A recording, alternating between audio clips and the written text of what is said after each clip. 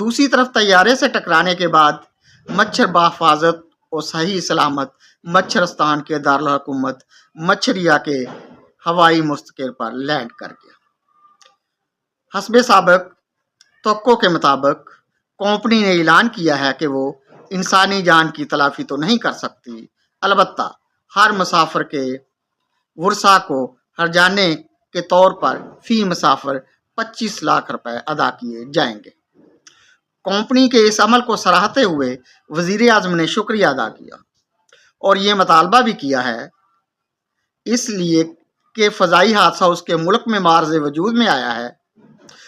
حق اولا کے طور پر اس کے ملک کو بھی مدد دی جائے۔ جب کبھی ہمارے یہاں سیلاب آتا ہے تو ساری دنیا ہماری مدد کرتی ہے، نہ کرے تو ہم خود ملکوں جا کر ایسی مدد حاصل کرنے کے لیے دورے کرتے ہیں۔